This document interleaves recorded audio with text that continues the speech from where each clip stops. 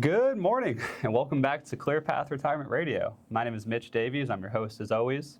And we're going to take an opportunity today to introduce a couple members of the team and switch things up a little bit. We'll get into that here. We've got Miss Laura Bishop. Hey, I'm excited to be here. Awesome. And Miss Kathy Farah.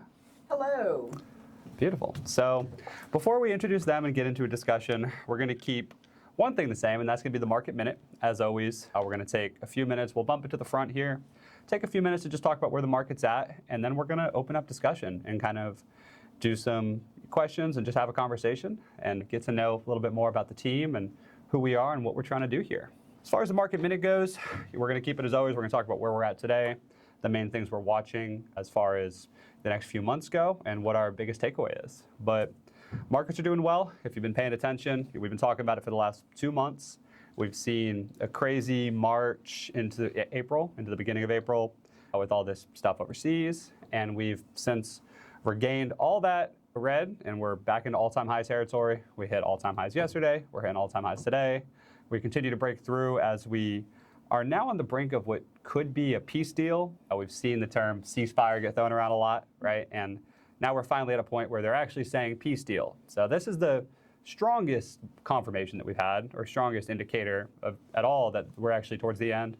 So we're excited for that. Again, we've talked about the market history. We've talked about how the markets typically recover from these types of events, and it's in this fashion. It's drastic, it's fast, and it's repeatable, and it happens throughout history. So we're happy to see that. We've been talking to our clients a lot with that.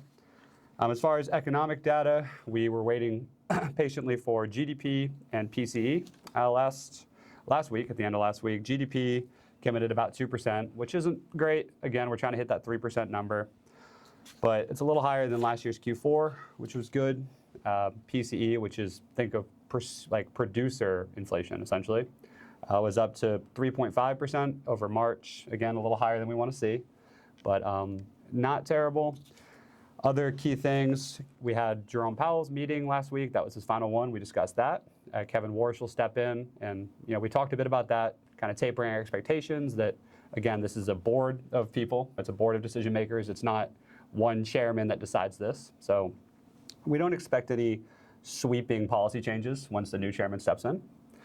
As far as individual stocks, we've had a lot of companies report earnings. We're almost through the majority of this Q1 earnings season, and what we're seeing is the AI trade is alive and well.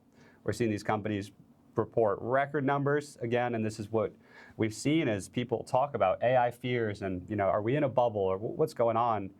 At the core of this, what we're seeing is companies continue to just produce record profits. Google was the one I really wanted to highlight. They posted earnings last week. For these big companies, you rarely see huge beats, right? Usually the analyst forecasts are pretty on point. They don't stray too far. These big companies have very, like forecastable balance sheets. And Google almost 100% beat their expectations. They posted $5 and something a share, which means that they're making a lot of money and a lot more than people even understood to be possible. So we're seeing these tech companies continue to post record profits. We're seeing the market push higher and higher throughout all this fear overseas. So that's our biggest takeaway is focus on the fundamentals. When we've got these headlines, we've got these crazy news events, we've got all this going on, focus on what's happening in the markets, which is extremely strong earnings reports.